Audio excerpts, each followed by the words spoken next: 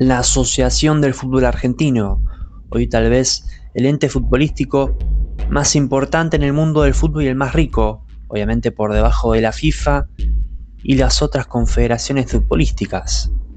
La AFA se ha ganado tanto poder con el pasar de los últimos años, luego de que las selecciones masculinas de fútbol ganaran todo lo que estuviera a su alcance: 2 Copas América, una finalísima y la tan ansiada Copa del Mundo en el año 2022 en Qatar.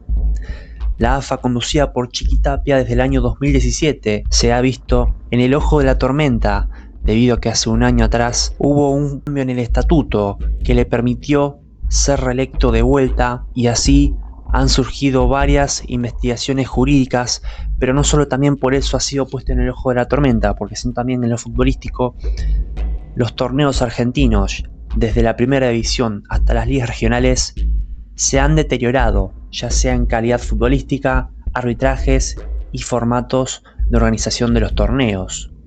Es por eso que la mayoría de la gente ve inviable que la AFA pueda ser redireccionada de la mano de sus actuales artífices, de Claudio Fabián Tapia, de Pablo Tobillino, Federico Beligoy en el arbitraje, y así podemos seguir hablando. Es por eso que desde octubre de 2024, cuando la IGJ decidió poner en suspenso la asamblea por considerarla irregular, se puso en tela de juicio si la AFA podría ser intervenida. Obviamente que las consecuencias podrían ser durísimas, pero si no queda otra, que así sea. Es por eso que hoy vamos a hablar de si una intervención en la casa madre del fútbol argentino sería la mejor opción, hablando desde lo que es lo jurídico y luego viendo cuáles serían sus consecuencias. Pero antes de arrancar, me gustaría poner en contexto cómo se produjo la llegada del actual presidente del fútbol argentino, que para nada fue una casualidad. Empecemos en el año 2016, cuando la FIFA intervino en Argentina con la comisión normalizadora, luego de la renuncia del aquel entonces presidente de la AFA, Luis Segura, que fue presidente interino tras el fallecimiento de Julio Rondona.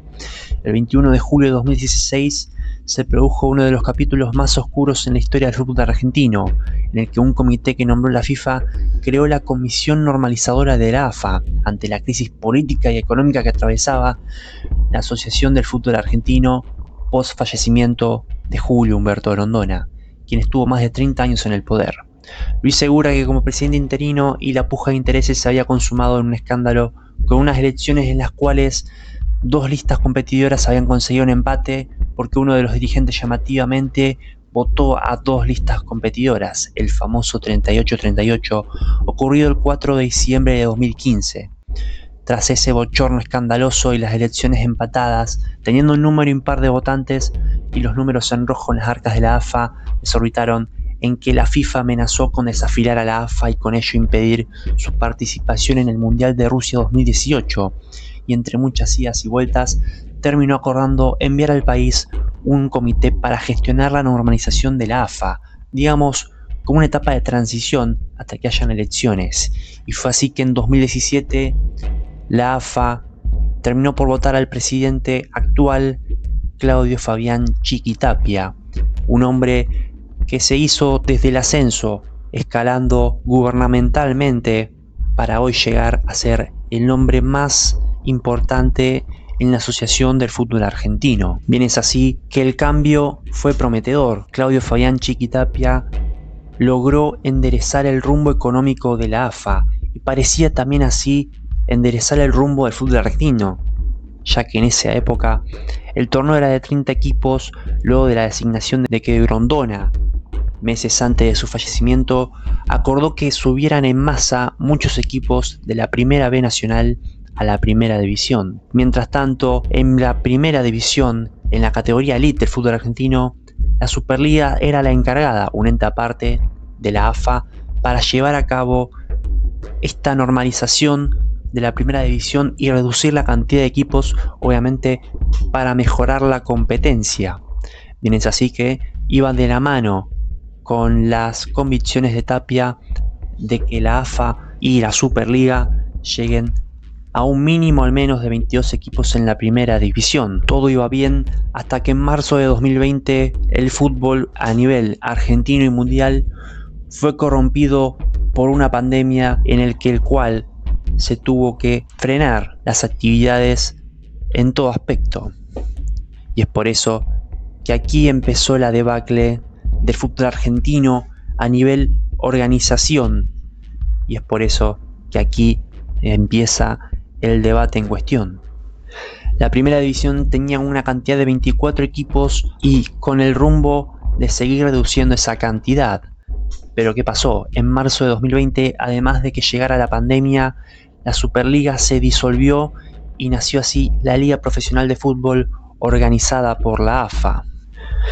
En el transcurso de la pandemia se suspendieron los descensos, aumentaron los ascensos y así volvían a incrementarse la cantidad de equipos en todas las categorías de fútbol argentino, haciendo la bola de nieve cada vez más grande.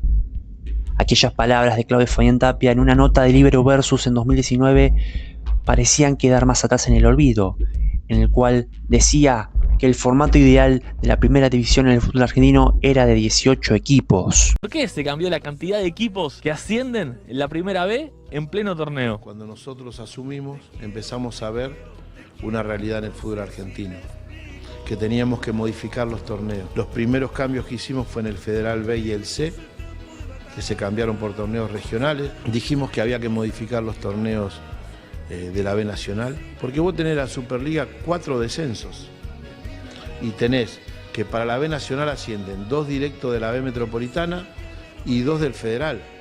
Te encontrabas con 8 equipos y ascendían 2. Y este año, 26 equipos jugando la B Nacional, 26.